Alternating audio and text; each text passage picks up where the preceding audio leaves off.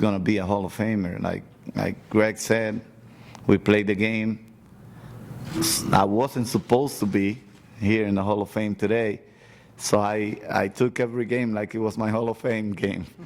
So I'm very thankful. I have a pretty good idea what it represents to Dominican, but until I get there and the people let me know, it's when I probably finally land on what I have done.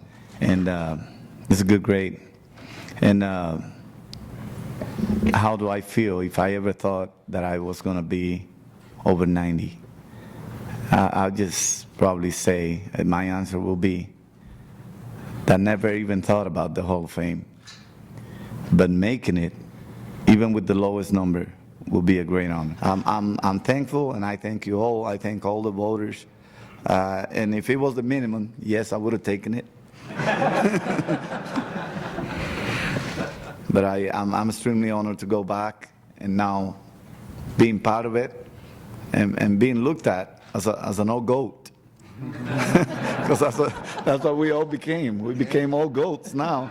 The kids are going to be like, oh, look, that's Pedro, that's John. Oh, that was back then. So we all became old goats after yesterday. And let the record. You lucky. But you didn't have to have it like me. I had to come over with Boston and face the Yankees at Yankee Stadium. It's totally different. You know how it is for us on the other side. But it's always interesting. It was always great. It was always beautiful to have to come over and face the Yankees. You know, I learned a lot while coming over to New York as a visitor with the Red Sox, and also coming later on and dressing the uniform of the Mets. You know, we were talking about intimidation early, and you said you feast on it. You feast on intimidation.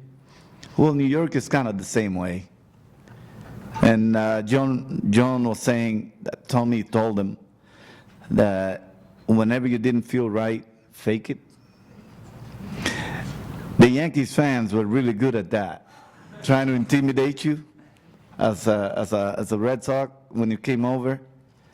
And as an opposition, they wanted to intimidate you. But deep in their heart, they appreciate baseball. They appreciate everything you do. They recognize greatness. They recognize everything. And coming over to the Mets really got me to understand the New York fans and the fan base, even though I would say Queens is a little bit different than the Yankees fans. Queens, they're wild, they're happy, they settle for what they have. Yankees fans cannot. Win or nothing. Win or nothing. And they're going to boo you, and they're going to call you who's your daddy for as long as they can. They're going to chant it until you just go away. But I built a great relationship while being in the Mets. The media seemed to be at ease a little bit more on this side in Queens. When you went to the Yankees but at the same time you were actually facing the top challenge out there. Imagine when they had the Moose, Randy, Roger, Andy. You were up to a big task every day. You were not going to have it easy. Jeter, Bernie, all the team loaded with greatness. It was interesting, but I also enjoyed that time. I really enjoyed the time here in New York. I enjoy dealing with the media. Sometimes I'll be like, hey, that's a BS question. Next. Yeah, because they wanted to get you fighting with the Yankees and the media and everything and the back and forth with the rivalry. With the rivalry. But I enjoyed it. I learned a lot. I appreciate the way the media has respect me over the years. and the way they treated me. I have no complaints about being in as a visitor with the Red Sox, and I have no complaints about being here in New York with the Mets. I enjoy my time. I enjoy New York, and I appreciate it. Really, really, New York is a special place.